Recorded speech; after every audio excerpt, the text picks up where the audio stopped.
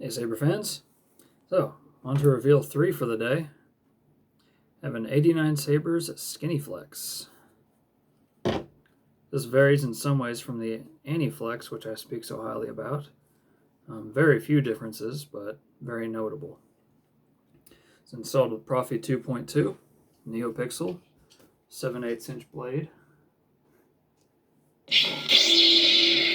Very loud.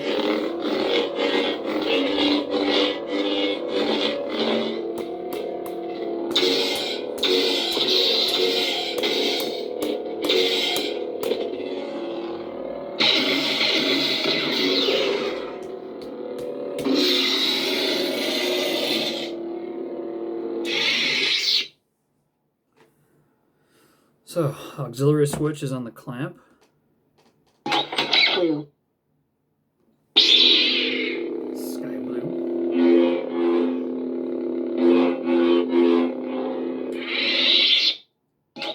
Green.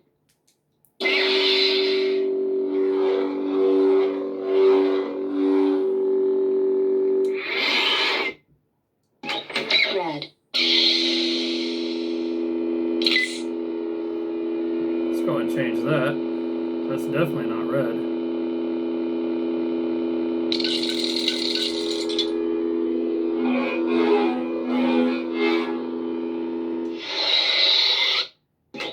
Purple. I got the old default setup. That was messed up. Yellow. That's just changing the fonts around, honestly. White. Changing a 5 to a 6 and a 6 to a 7 and putting the SD card back in. Team C.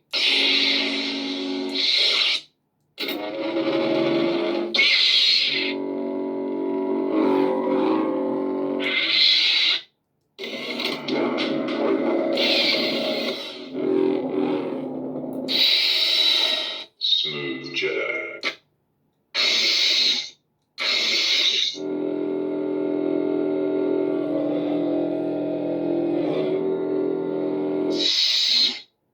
Smooth Gray. Eton.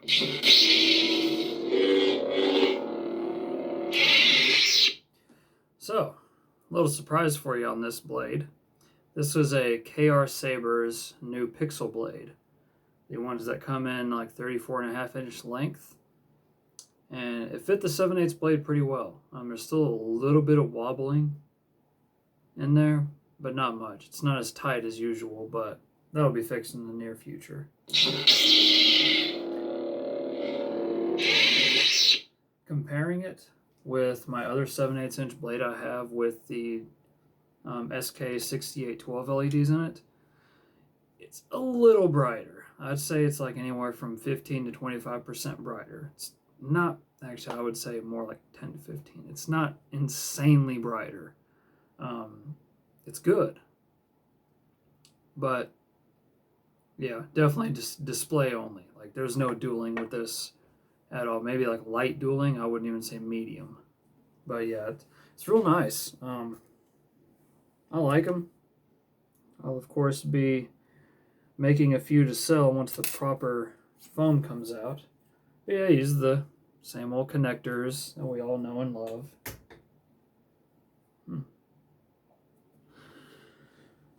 So, the 89sabers Skinnyflex. A blade plug. Got a little stock PCB in there.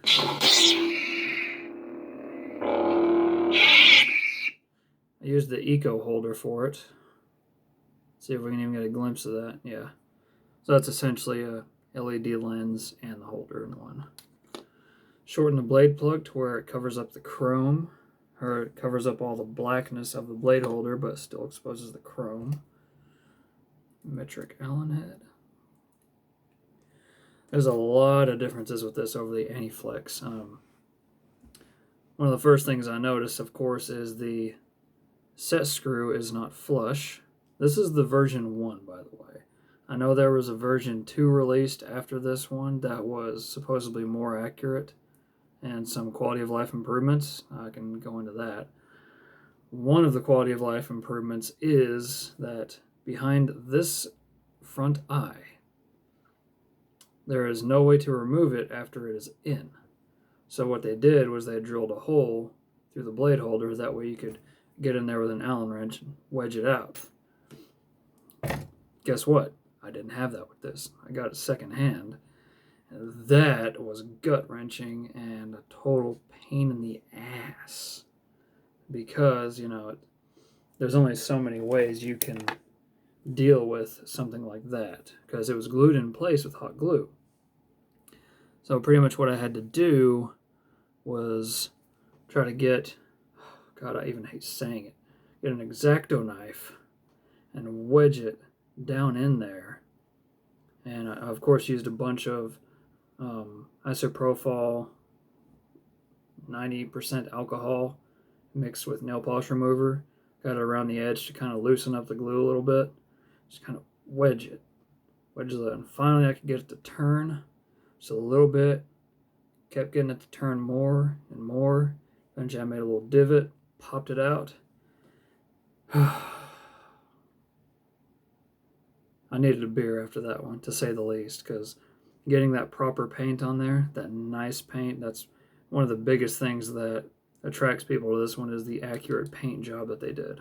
It's really well done.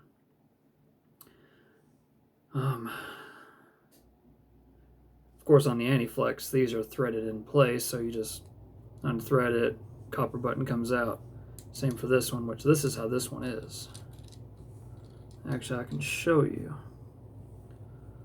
So you just have two little screws holding it on, very similar to the Ultimate Works Slimflex.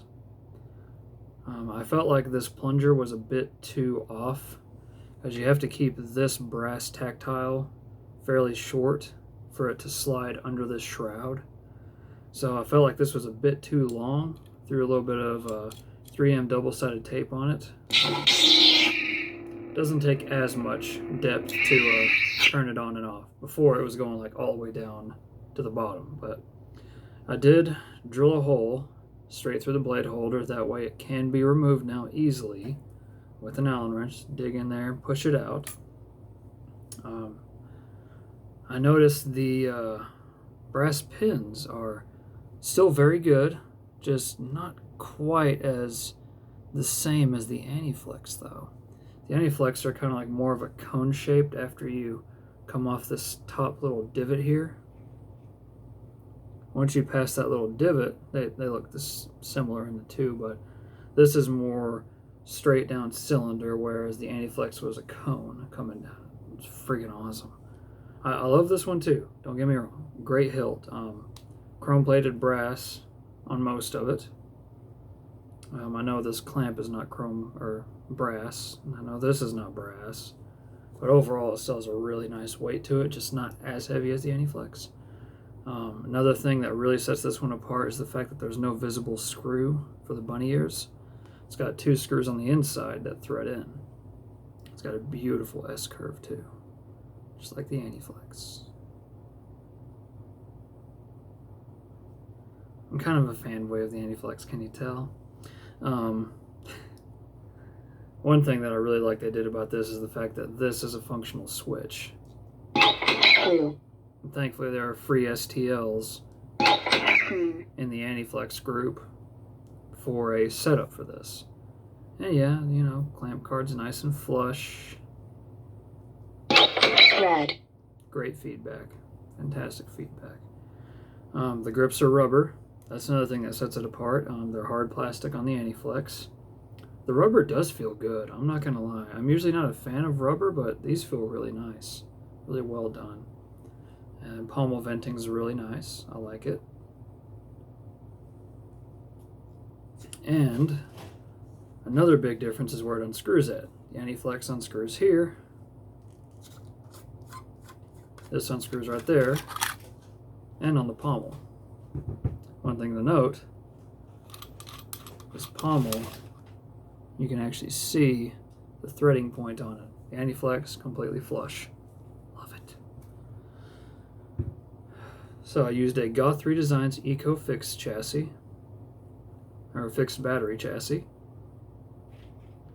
with a blue proffie 2.1mm recharge port, a 4 ohm, 3 watt, 28 millimeter bass speaker.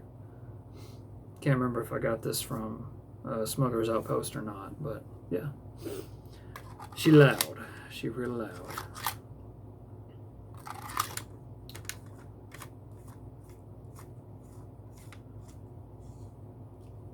Construction is quite a bit different on all of these. This one for the clamp, these two parts are threaded and it threads into this knurling. And you pretty much just gotta line it up and screw the box onto it. Yeah, nice hilt, very nice. Of course, comes with a static pommel, but you know, it's God, this.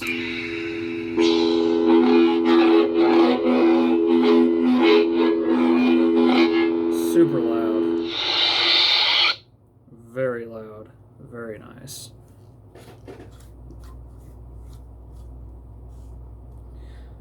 Whenever I got this second hand, you might be able to see it. I'll try to show you. There's a little bitty timing shim right up in there, underneath. Timing shim right there. Didn't quite fit. So what I did was I sanded down the edges of it to where it would fit under there. It's a nice pressure fit now. And you can get the grips really accurate. Of course, the cover tech is slightly off. Of course, that could be fixed relatively painless, but I'm just leaving it as is because that still would function really well on a belt clip. Yeah, there's a belt clip right there.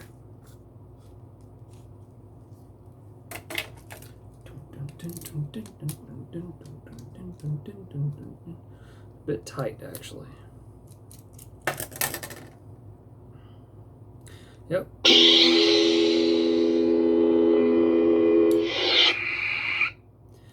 Shine through blade plug. In case you couldn't tell. Yeah, really clean install. I love how clean it turned out.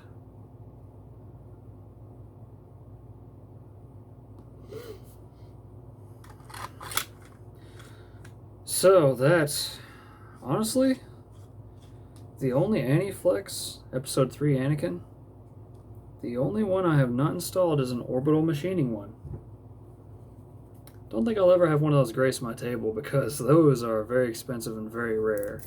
A run of 62, I mean, seen one earlier on Facebook for about 550 Great British pounds, so that's like, what, about 650 bucks roughly? But still, I'm cool with just having the Aniflex V2 coming out personally. This is nice, but I'm still partial.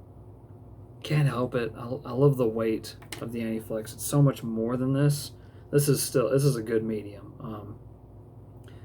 I can't remember how heavy the Slimflex was from Ultimate Works, from the Posh store, but I would definitely say that is my least favorite of the three.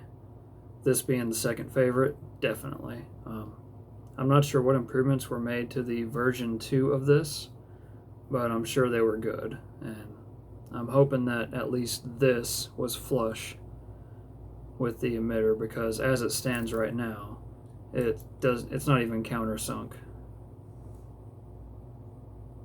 No. It might be countersunk, like not enough to count, I'll put it that way.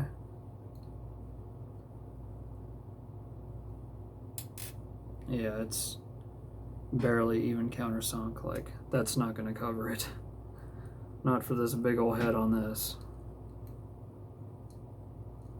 Something strange in your neighborhood. Who you gonna call? Anakin. Anyways, hope you enjoyed the video. Till next time, may the Force be with you always.